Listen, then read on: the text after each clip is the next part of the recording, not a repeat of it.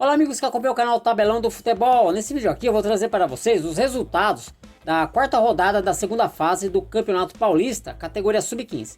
Também vou mostrar como é que está a classificação dos grupos e trazer os jogos da próxima rodada. A competição vai fazer uma pausa neste mês de julho e volta apenas na primeira semana de agosto.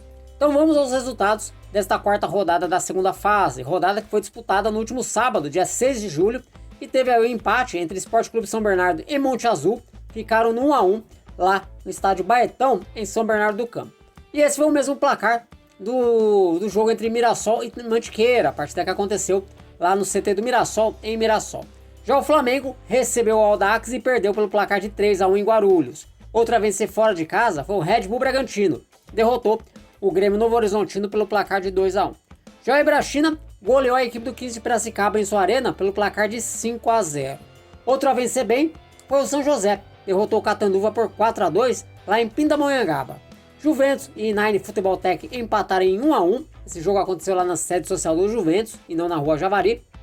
Já a União São João derrotou o Esfera por 2 a 1 em Araras. Quem também venceu fora de casa foi a Ferroviária, foi até Sorocaba e derrotou o Real Soccer pelo placar de 1 a 0. O Santos, jogando no CT Rei Pelé, bateu a Inter de Limeira pelo placar de 1 a 0. Mesmo placar aí da vitória do Brasilis sobre o Barretos lá em Águas de Lindóia. O Ituano surpreendeu São Paulo e venceu por 2 a 0 lá no CT de Cotia. Guarani e Cosmopolitano não saíram do 0 a 0 lá no CT do Guarani em Campinas, enquanto que o Palmeiras fez 3 a 2 em cima do Marília, lá em seu CT2 em Guarulhos. Mesmo placar da vitória do Desportivo Brasil sobre o Rio Claro, partida que aconteceu em Porto Feliz. E fechando a rodada, o Corinthians goleou a equipe do Fernandópolis pelo placar de 4 a 0 lá no Parque São Jorge, em São Paulo. Com esses resultados, a classificação do campeonato está da seguinte maneira. No grupo 15, o Mirassol lidera com 7 pontos, mas ainda não está classificado. A segunda colocação do Mantiqueira tem 5 pontos. O São Bernardo também tem 5 pontos, mas tem saldo de gols inferior ao do Mantiqueira. E o Monte Azul está na quarta colocação com 3 pontos, mas ainda com chances de classificação. No grupo 16, o Red Bull Bragantino, 100% de aproveitamento, 12 pontos em 4 jogos, já está classificado. O Audax, ele é o segundo colocado com 9 pontos, falta um pontinho só para o Audax confirmar sua classificação. O Grêmio Novo Horizontino, em situação complicada, é o terceiro colocado com 3 pontos. E o Flamengo, já sem chance de classificação, último colocado ainda zerado.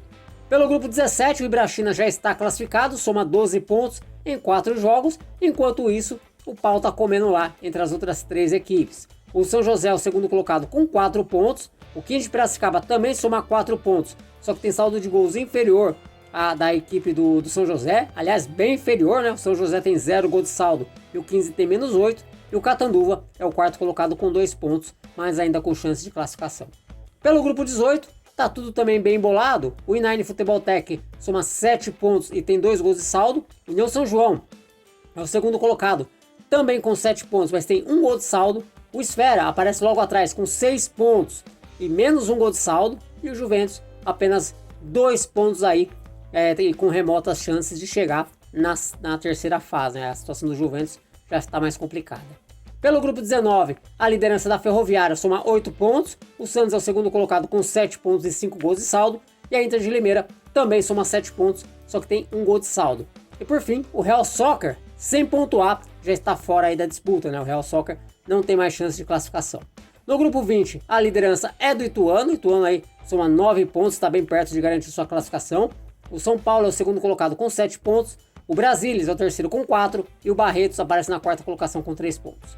No grupo 21, o Palmeiras lidera com 8 pontos, o Guarani é o segundo colocado com 6, o Cosmopolitano é o terceiro com 4 e o Marília soma aí 2 pontos, mas ainda tem chance de passar para a próxima fase.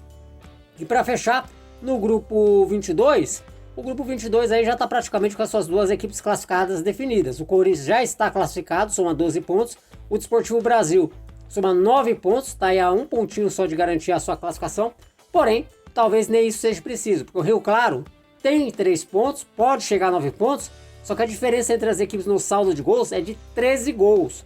O Rio Claro aí precisaria, né, vencer os 2 jogos, torcer para o Desportivo Brasil perder os 2 jogos e ainda tirar uma diferença do saldo de gols de 13 gols. Situação aí bem complicada para a equipe de Rio Claro. E o Fernandópolis zerado na classificação, não tem mais chance de avançar para a próxima fase.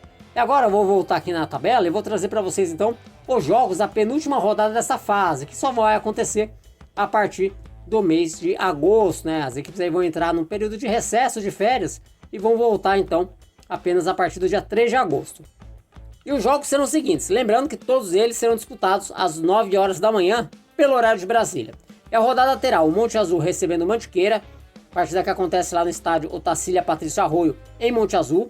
O Esporte Clube São Bernardo pega o Mirassol, jogo que acontece lá no estádio Giglio Portugal Pichinim, em São Bernardo do Campo, né, o popular Baetão. O Audax recebe o Bragantino, partida que acontece no estádio José Liberati, em Osasco.